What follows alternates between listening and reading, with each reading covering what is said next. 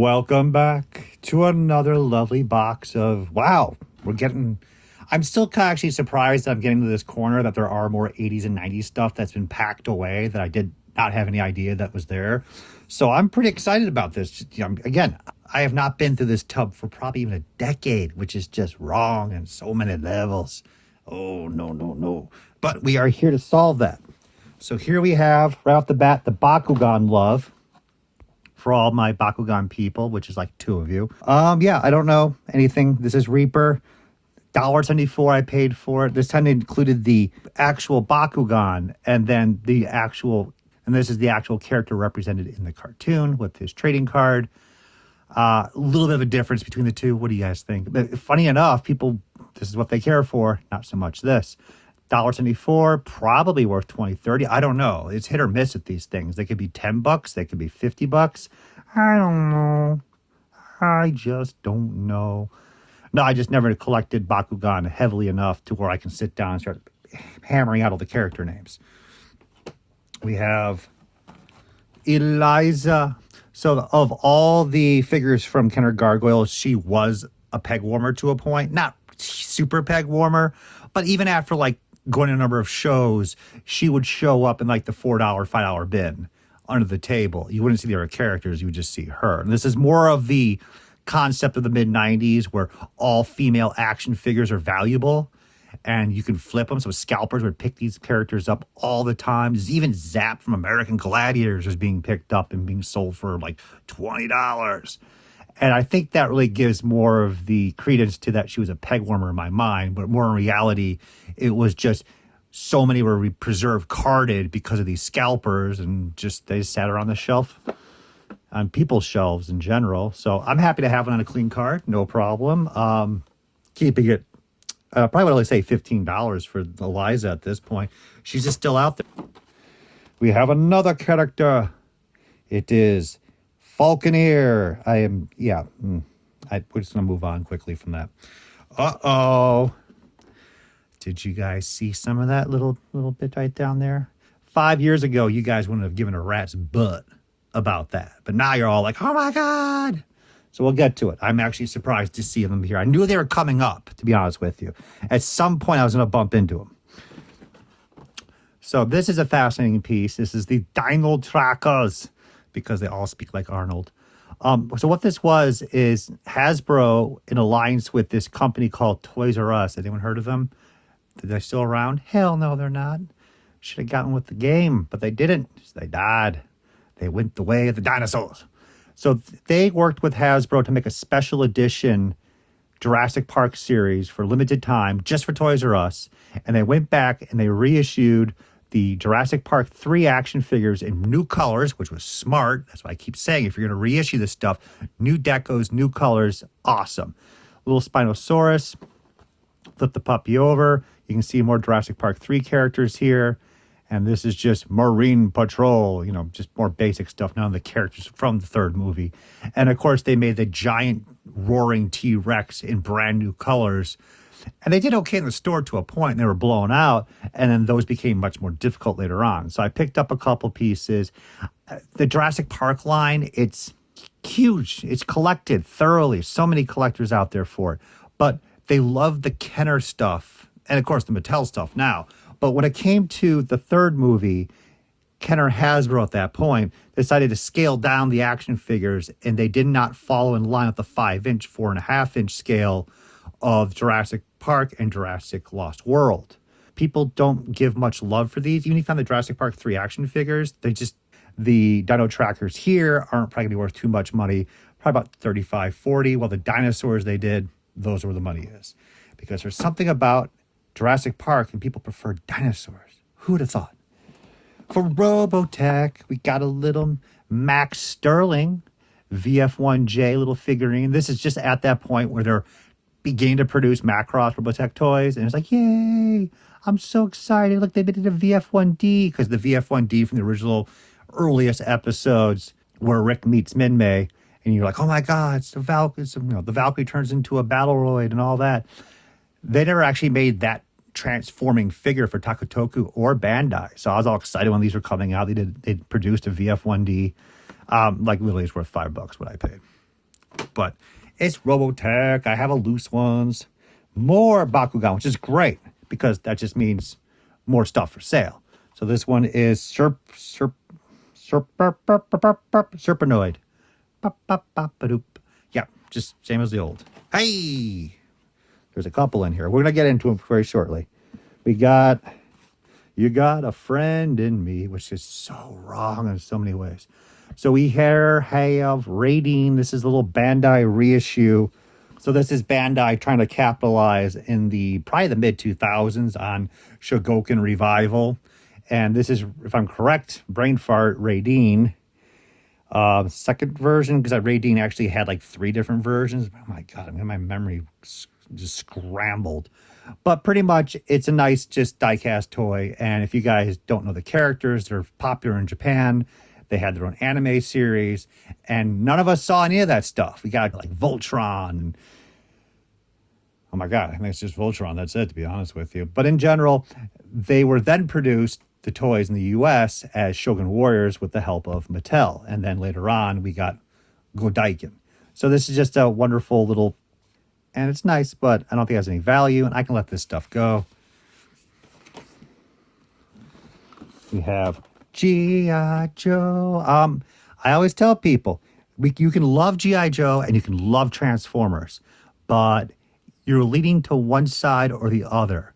You can't have equal love. It's just how it is. So I'm more of a Transformer person, though I had Joes as a kid. I love my Joes to an extent, but I'm more Transformer oriented. This is a wonderful 3-pack right when they're reviving the line back. This probably is like, what was it, late 90s, early 2000s? Oh, no, this is a little bit later than that. 2004, yeah. I just remember they're doing the 3-packs, but not these 3-packs. So, again, at least they came back, recolored the figures, new paint applications, so it wasn't a full kill job of destroying the original vintage line. Market on this is probably about $35-40 because you are getting 3 figures. $2.48. I was an evil little meanie when it came to buying up those clearance toys. Yeah, I'm not sure if I'm going to keep. I'm okay with having these characters loose in the collection, but for Joe's, I haven't hit the huge Joe collection yet. We're going to get there from the 2000s on, and I got to decide, like, am I going to keep the Valor versus Venom? Am I going to keep this? I'm going to keep that. So we'll put this aside for the moment. Yu-Gi-Oh! So the funny part about Yu-Gi-Oh! Is, like, a bastard child of all the trading card games out there. So Magic, huge. Pokemon, huge. Yu-Gi-Oh! Yes, I mean, you could argue it's huge, but you just don't find the fandom as much as you do for the other cards. And I found out, especially the toys, there are value in the toys, and this is one of the later series ones, so it actually may have a strong value. But I've been finding a lot of the Yu-Gi-Oh! Toys, at least the ones I've been pulling out, nobody cares. No one's going crazy for the stuff. And the card game is, that saying is there are collectors for it. It has its own decent fan club of buyers. And then again, Konami just keeps reissuing the sets, destroying the market. So they're just, it's strange. So anyways, I'm ranting too much. Paid $2.48 at Target. How can you go wrong?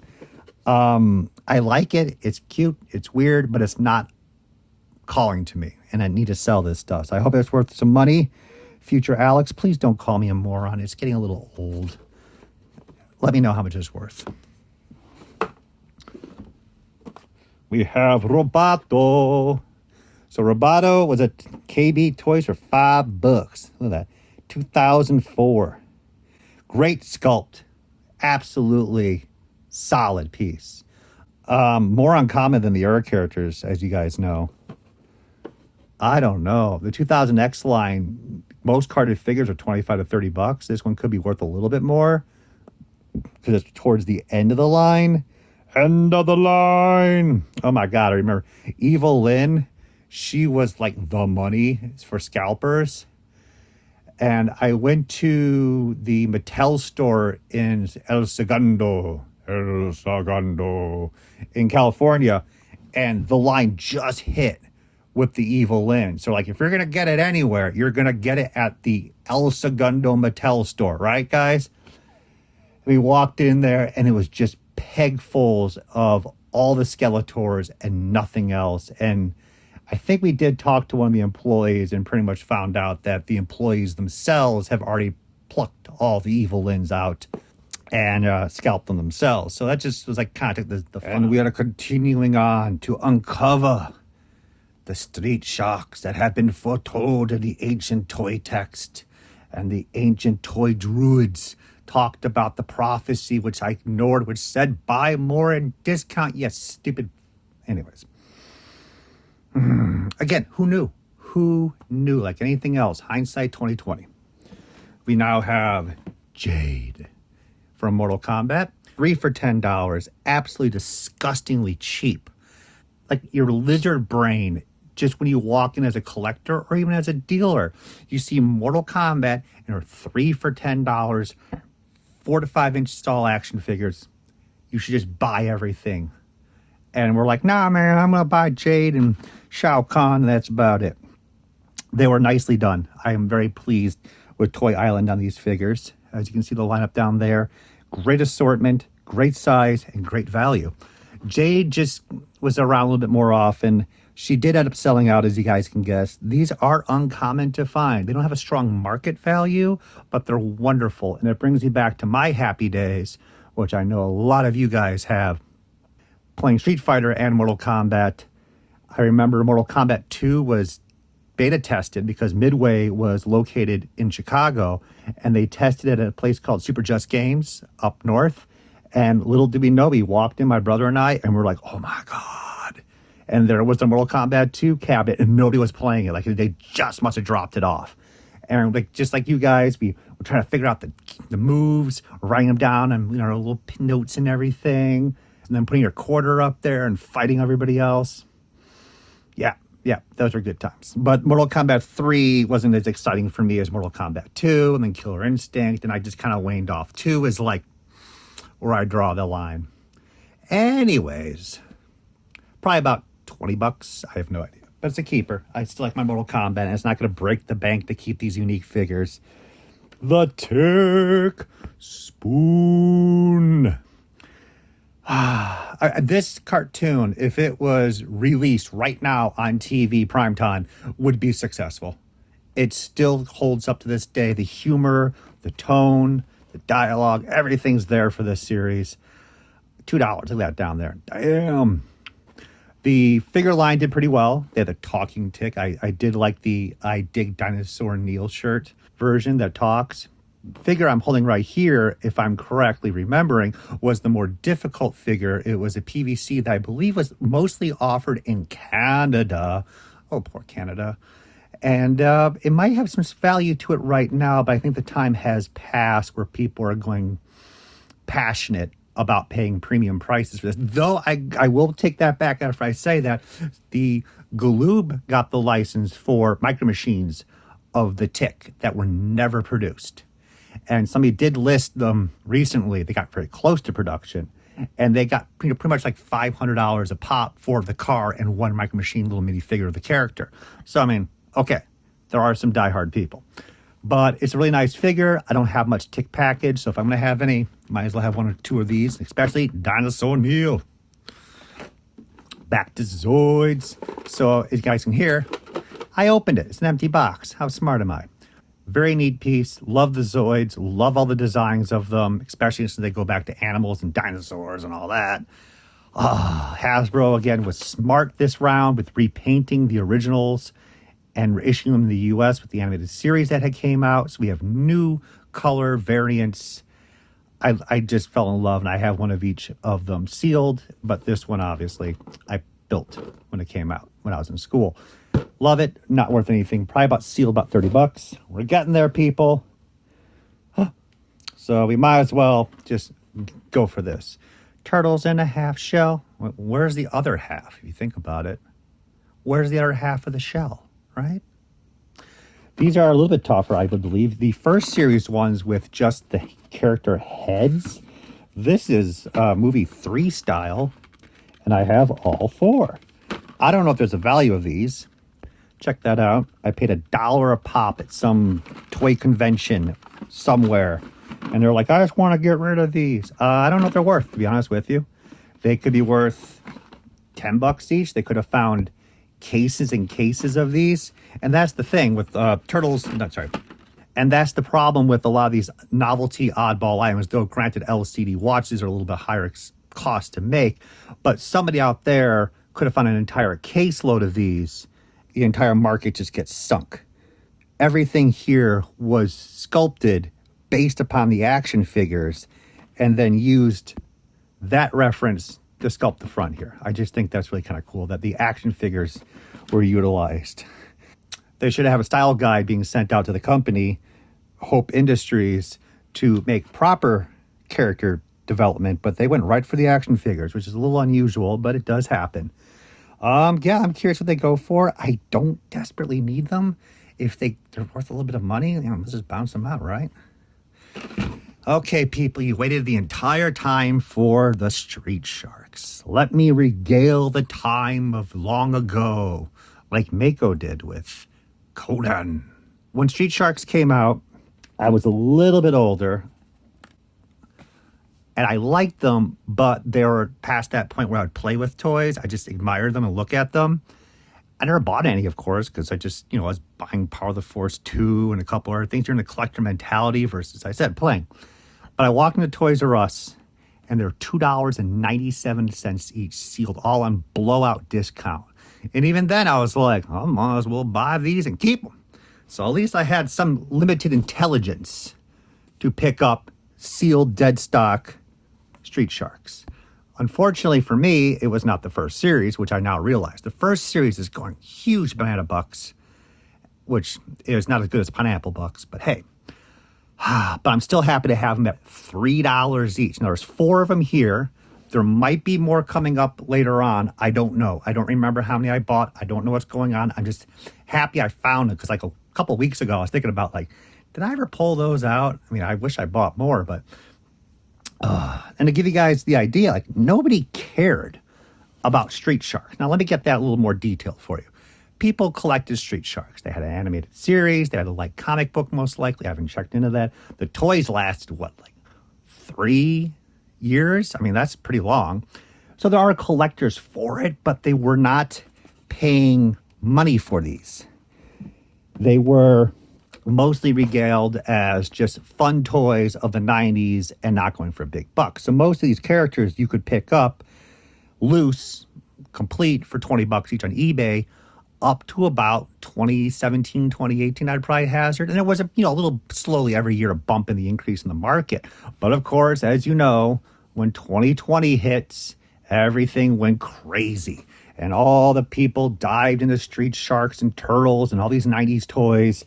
And the whole market exploded, which none of us could have foreseen to the prices where we're at now. I'm happy I have a nice loose collection. I have a couple samples. I have a couple pre-production pieces. I always thought he was the shiznit. Oh my God, he's got a little band on the tongue still. I forgot about the hat. I kept going through part spins, pulling out parts for years, and I kept forgetting this guy had a hat. So I always wonder how many times I left that behind. But if I'm going to keep one of these guys, because I'm not like passionate on Street Sharks, it's going to be Moby Lick. Oh my God. He is so awesome. Love the artwork up there. I will say Mattel didn't design the greatest toys, in my opinion. Like they were very cheap when it came to paint apps. They were cheap when it came to posability. Look at these guys. But when it came to artwork, yeah, they put the money down for the artwork. And then we'll wrap it up with, he was neat too. He was not one of the Street Sharks. I always kind of favor the non-mean characters. It's like when Ninja Turtles came out, I love the mutants more than I like the actual turtles. But it's also because they keep remaking multiple variants of the turtles. Hence why we have here a Ripster. We have like the boxing glove Slamoo. But I like to get these unique characters here. Much more exciting for me. So I'm probably going to hazard, they're probably worth about $300 to $400 each. And that's great because, I mean, sure, I could have bought a ton of other stuff at $3 each back when these were being discounted and done a better profit margin. But hey, when you're a kid and you're smart enough to keep stuff sealed, not too shabby. I'm going to sit down and think about it because I do like the line in general. That's why I still kept them over all these years. But that's a price point where you have to start discussing with yourself what you're going to do. Because again, I already have all these guys loose. Let's get some more vintage stuff.